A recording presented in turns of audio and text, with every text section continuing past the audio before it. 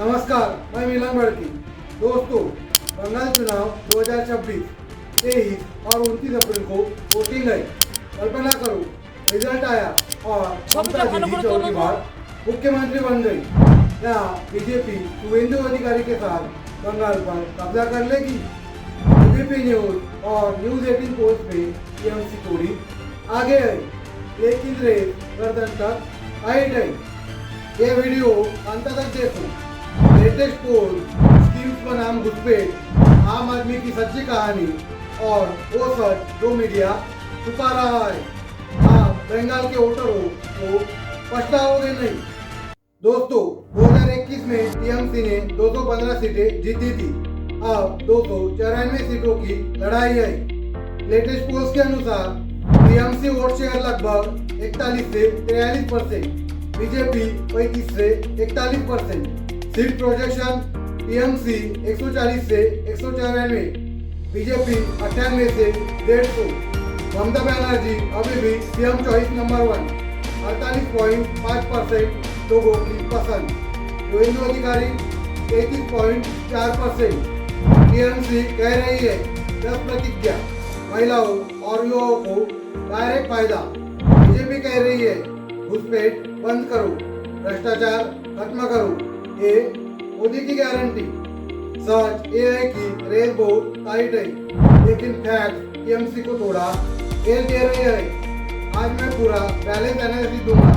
Welfare, घुसपैठ, ground reality और आने वाले खतरे। अंततः देखोगे तो आपका अपना फैसला क्लियर हो जाएगा।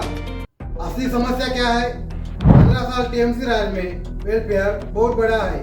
कश्मीर भंडार अब जनरल को 1500 रुपए और SC/ST को 1700 रुपए महीना।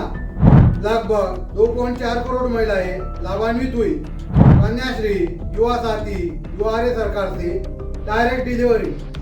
GDP ग्रोथ 2026 में 7.6% प्रोजेक्टेड, नेशनल एवरेज से बेहतर। गरीबी से 1.72 करोड़ लोग बाहर निकले। लेकिन बीजेपी सही पॉइंट उठा रही है। टीचर भर्ती घोटाला, राशन मुद्दे, सिंडिकेट राज के आरोप और सबसे बड़ा मुद्दा घुसपैठ और बॉर्डर सिक्योरिटी। अमित शाह बार-बार कह रहे हैं कि बंगाल घुसपैठियों का कॉरिडोर बन गया है। रूट इशू ये है कि विकास बनाम वेलफेयर प्लस पोलराइजेशन। टीएमसी का माटी मानुष बनाम बीजेपी का नेशनल सिक्योरिटी नैरेटिव। दोनों वोट बैंक पॉलिटिक्स कर रहे हैं। आम आदमी बीच में फंस गया है। जिम्मेदार कौन है? दोनों पक्षों की कुछ न कुछ गलती है। टीएमसी राज में पिछले 15 साल में वेलफेयर डिलीवरी अच्छी रही, लेकिन भ्रष्टाचार के आरोप अनडिनाइबल है। महिलाओं की सुरक्षा और बेरोजगारी जैसे मुद्दों पर अभी भी सवाल है। बीजेपी सेंट्रल पावर का इस्तेमाल कर रही है, जैसे ईडी, सीबीआई और वोटर लिस्ट SIR में। घुसपैठ रोकने में असम मॉडल दिखाती है, लेकिन बंगाल में लोकल ऑर्गेनाइजेशन अभी भी कमजोर है। सिस्टम फॉल्ट है कि दोनों डिवाइसिव पॉलिटिक्स कर रहे हैं। सेंट्रल फंड डिले बनाम state scheme block, policy failure है। टीएमसी इंडस्ट्रियल इन्वेस्टमेंट पर ज़्यादा फोकस नहीं कर पाई। बीजेपी बंगाल को मॉडल स्टेट नहीं बना पाई। फैक्ट्स कहते हैं टीएमसी स्कीम्स का डायरेक्ट इम्पैक्ट आम आदमी पर ज़्यादा रहा है, लेकिन अकाउंटेबिलिटी दोनों तरफ कम है। अब एक सूचना आपके लिए, आप मेरे वीडियो देखते तो हो, लेकिन लाइक और सब्सक्राइब नहीं करते। आपके एक बटन दबाने से हमें वीडियो बनाने में मोटिवेशन मिलता है, स्फूर्ति मिलती है। तो आप 2 मिनट का समय निकालकर सब्सक्राइब और लाइक कर दें। अभी वापस आते हैं मुद्दे पर। सुनो असली कहानी। रमेश नंदीग्राम का 45 साल का किसान 2011 से पहले के रुके पड़े थे। दीदी आई तो खाद्य साथी से राशन घर पहुंचा। कश्मीर भंडार से बीवी को अब 1500 से 1700 रुपए महीना मिलता है। युवा साथी से बेटे को 1500 रुपए मिलते हैं। एग्री हेल्प से फसल बेहतर हुई। बेटी कन्याश्री से पढ़ रही है। दूसरी तरफ राजू कोलकाता का मजदूर बीजेपी सपोर्टर टीएमसी में भर्ती घोटाले, नौकरियां नहीं मिल रही, घुसपैठ से लोकल जॉब पर दबाव, सुवेंदु जी सिंडिकेट तोड़ेंगे, मोदी स्कीम्स अच्छी है लेकिन स्टेट ब्लॉक कर देता है। ग्राउंड रियलिटी है कि ग्रामीण इलाकों में टीएमसी महिलाओं के वोट मजबूत है, जबकि शहरी इलाकों और हिंदू कंसोलिडेशन में बीजेपी का गेन हो रहा है। दोनों कहानियां आपकी अपनी है। आप खुद को उस जगह रख कर देखो।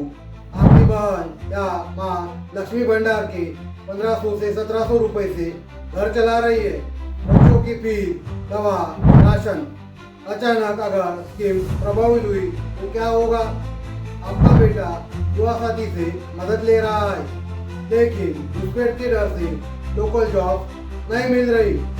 आपकी माँ या बहन कह रही है दीदी ने एम्पावरमेंट दिया लेकिन सेफ्टी और रोजगार कहा। रमेश बोला बीजेपी आई तो पुराना अंधेरा वापस आ जाएगा। राजू बोला टीएमसी ने बंगाल की अस्मिता खतरे में डाल दी। ये टर्निंग पॉइंट है। आप क्या चुनोगे, निरंतरता या परिवर्तन? अगर पोलराइजेशन और ब्लेम गेम जारी रहा तो क्या होगा? टीएमसी जीती तो वेलफेयर जारी रहेगा। 10 प्रतिज्ञा, domestic services, 40 lakh crore economy target, लेकिन स्कैम्स पर सवाल बढ़ेंगे। बीजेपी जीती तो घुसपैठ पर कंट्रोल और इंडस्ट्री बूस्ट की उम्मीद, लेकिन कल्चरल डिवाइड और दंगों का रिस्क बढ़ेगा। 2.4 करोड़ महिलाएं स्कीम से जुड़ी है। अगर यह पाया तो वे प्रभावित होंगी। डर एआई की बंगाल 5th लार्जेस्ट इकोनॉमी का सपना टूट सकता है। आम आदमी की जिंदगी डिवाइड हो जाएगी। आज आप, कल आपका पड़ोसी। मेरी ओपिनियन है फैक्ट्स के आधार पर। लेटेस्ट पोल टीएमसी को थोड़ा एज दे रही है। 184 प्लस सीटों तक प्रोजेक्शन। ममता दीदी अभी भी सबसे पॉपुलर सीएम चॉइस है। लक्ष्मी भंडार और दुआरे सरकार जैसे स्कीम्स ने लाखों लोगों को डायरेक्ट फायदा पहुंचाया। ग्रास रूट कनेक्ट मजबूत है। बीजेपी सही कह रही है, घुसपैठ गंभीर मुद्दा है। भ्रष्टाचार के आरोपों पर सुधार जरूरी है। सुवेंदु लोकल फाइटर है। शहरी इलाकों में गेम हो रहे हैं, लेकिन ओवरऑल फैक्ट टीएमसी को एज देती है। चौथा टर्म संभावित लग रहा है क्योंकि आम आदमी अभी भी स्कीम्स का फायदा महसूस कर रहा है। दोनों पक्ष सुधार करें, टीएमसी अकाउंटेबिलिटी बढ़ाए और बीजेपी वेलफेयर मॉडल सीखे। मीडिया एक तरफा नैरेटिव पुश कर रहा है, लेकिन ग्राउंड रियलिटी मिक्स है। समाधान यह है कि 23 और 29 अप्रैल को 100% वोट जरूर डालो। फैक्ट्स चेक करके स्कीम्स का परफॉर्मेंस प्लस लोकल मुद्दे, डिवाइसिव हेट स्पीच मत फैलाओ। स्कीम्स बनाओ, रियल इश्यूज पर चर्चा करो। दुआरे सरकार कैंप में जाकर फीडबैक दो, अकाउंटेबिलिटी बढ़ेगी। सोशल मीडिया पर बैलेंस न्यूज शेयर करो। कॉमन मैन सबसे बड़ी ताकत है, काइंडली नहीं, समझदारी से वोट दो। आज आपकी जिंदगी पर क्या असर पड़ेगा? लक्ष्मी भंडार या राशन से फायदा हो रहा है। कल अगर स्कीम प्रभावित हुई तो आपकी जेब पर असर पड़ेगा। आज घुसपैठों का डर, कल लोकल जॉब और सेफ्टी पर। आपकी बेटी का भविष्य दांव पर है। कल कोई और नहीं, आपका परिवार, पड़ोसी, पूरा बंगाल। अगर टीएमसी जीती तो welfare continuity plus development push. BJP जीती तो सिक्योरिटी की उम्मीद, लेकिन डिवाइड का रिस्क। इम्पैक्ट डायरेक्ट आप पर पड़ेगा।